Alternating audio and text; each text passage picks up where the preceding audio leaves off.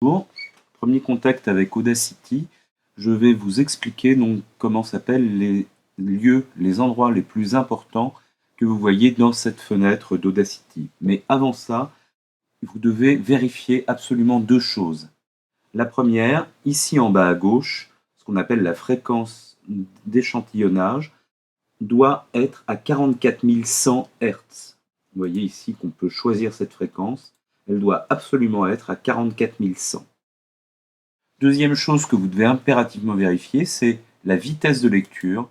Vous devez vous assurer que la vitesse de lecture est à 1.00, c'est-à-dire qu'elle n'accélère pas et qu'elle ne ralentit pas les échantillons que vous allez importer.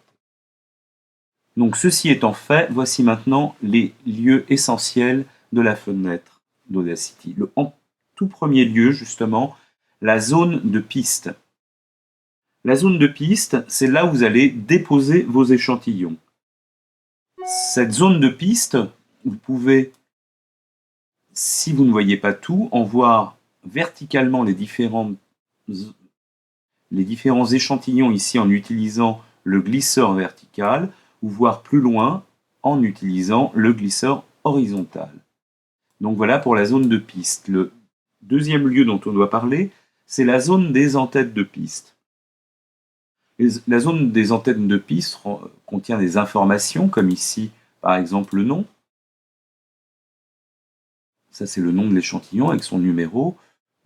Et l'accès à certaines fonctions, comme muet, solo, le volume, le panoramique. Et une dont je vais parler plus précisément tout de suite. Ici, vous avez un petit triangle qui permet de replier les zones de piste. Et vous remarquerez que quand on les a repliées comme ça, on a une vision d'ensemble des différentes pistes et de l'arrangement donc en cours. On voit qu'il y a des pistes qu'on entend tout le temps et des pistes qu'on entend très peu. On sait exactement comment on les entend les unes par rapport aux autres. On va les laisser déplier, c'est beaucoup plus pratique pour travailler sur les échantillons.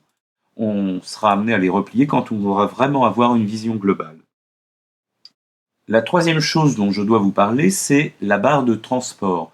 La barre de transport, ici, permet d'avoir accès aux boutons de commande, comme par exemple le bouton de lecture. Là, vous remarquerez que le bouton de lecture n'est pas parti au début. En fait, quand on appuie sur le bouton de lecture, il repart du même endroit que la fois précédente. Voyez, je vais réappuyer.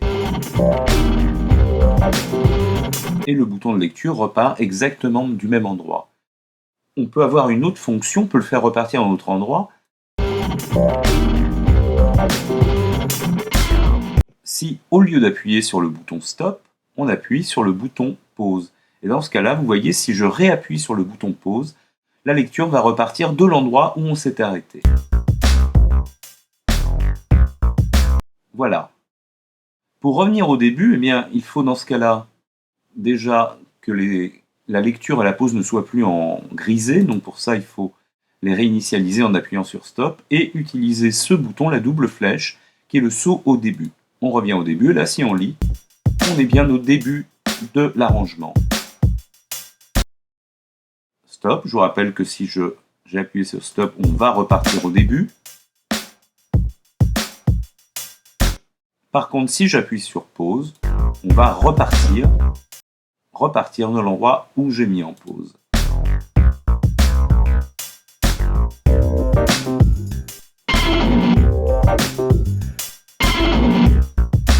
Le bouton suivant de la barre de transport, lui, est un saut à la fin.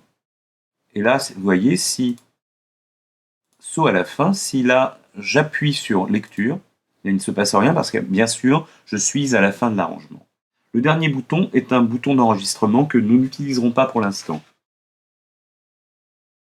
En haut se trouve la barre des menus, avec des menus déroulants, dont je vous parlerai le moment venu.